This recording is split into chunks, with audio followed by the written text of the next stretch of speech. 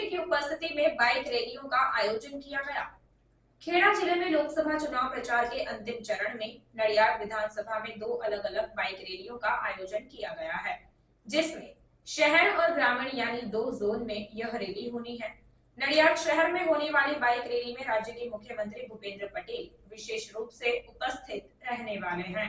આવતીકાલે સવારે 9 વાગ્યાથી નડિયાદની વિધાનસભામાં બે રેલીઓનું આયોજન કરવામાં આવ્યું છે। એક નડિયાદ રૂરલનો ભાગ વિધાનસભાનો, એની અંદર દેવસિંહની આગેવાનીમાં આખી રેલીનું આયોજન કરવામાં આવ્યું।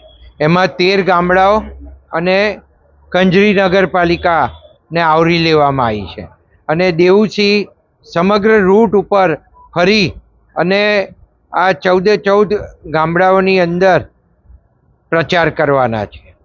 અને એવી જ રીતે મને કહેતા આનંદ થાય છે કે રાજ્યના માનનીય મુખ્યમંત્રી શ્રી ભૂપેન્દ્રભાઈ પટેલ આવતીકાલે નડિયાદ આવવાના છે અને નડિયાદ વિધાનસભાના કાર્યાલયથી સવારે 9 કલાકે બાઇક રેલીનું આયોજન કરવામાં આવ્યું છે અને આ બાઇક રેલીની અંદર સૌ ઉપસ્થિત રહે અને આ બાઇક રેલી સમગ્ર નડિયાદની અંદર ફરવાની છે અને નડિયાદની અંદર અમે નક્કી કરેલા સ્પોટ છે, એ સ્પોટ ઉપર એમનું ભવ્ય સ્વાગત થાય એના માટેના તમામ આયોજનો માટેની મીટિંગ પણ હમણાં પૂર્ણ કરી લીધી છે અને સંપૂર્ણ વ્યવસ્થા સાથે માન્ય મુખ્યમંત્રી શ્રીનો જબરજસ્ત પ્રચાર ભારતીય જનતા પાર્ટી માટે થાય એના માટે જ્યારે મુખ્યમંત્રી શ્રી આવી રહ્યા હોય ત્યારે